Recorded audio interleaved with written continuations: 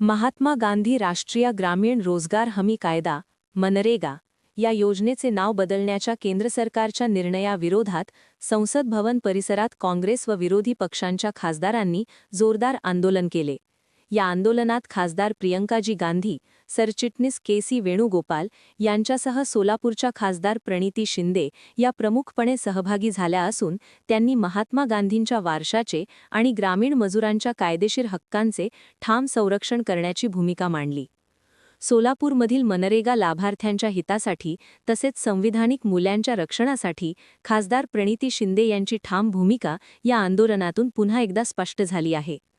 संसद भवनातील मकरद्वार येथे झालेल्या आंदोलनात खासदार प्रणिती शिंदे यांनी केंद्र सरकारवर तीव्र टीका करत मनरेगा ही केवळ योजना नसून ग्रामीण भारतातील गरिबातल्या गरीब मजुरांसाठी रोजगाराचा कायदेशीर हक्क असल्याचे स्पष्ट केले.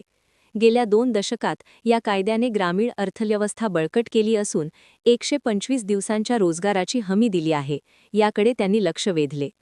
आंदोलनादरम्यान खासदार प्रणिती शिंदे यांच्यासह काही काँग्रेसच्या खासदारांनी संसद भवनाच्या वरच्या भागात जाऊन प्रतिकात्मक निषेध नोंदवला. या कृतीद्वारे महात्मा गांधींचे नाव योजनेतून वगळण्याबाबतची गंभीर चिंता, राज्य सरकारांवर टाकण्यात येणारा आर्थिक बोजा तसेच ग्रामीण मजुरांच्या हक्कांचे दुर्बलीकरण या मुद्द्यांकडे देशाचे लक्ष वेधण्यात आले. नाव बदलामागील खरी भूमिका म्हणजे मागणीवर आधारित रोजगार हमी व्यवस्थेला अर्थसंकल्पीय मर्यादेत अडकवणे. त्यामुळे सर्वसमावेशक व्याप्ती आणि कामाचा हक्क धोक्यात येणार आहे.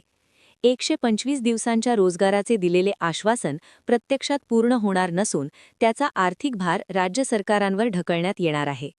राष्ट्रपिता महात्मा गांधींच्या विचारांतून प्रेरित असलेल्या या योजनेतून राष्ट्रपित्याचे नाव हटवणे अयोग्य असून मनरेगाचे नामांतर व सुचवलेले बदल थेट संविधानावर आघात करणारे आहे. या आंदोलनाच्या माध्यमातून काँग्रेस नेत्यांनी केंद्र सरकारकडे मागणी केली की कोणतीही सविस्तर चर्चा व संसदेचा सल्ला न घेता हे विधेयक मंजूर करू नये. हे विधेयक तात्काळ मागे घ्यावे आणि सखोल तपासणी व व्यापक चर्चेसाठी संसदच्या स्थायी समितीकडे पाठवावे.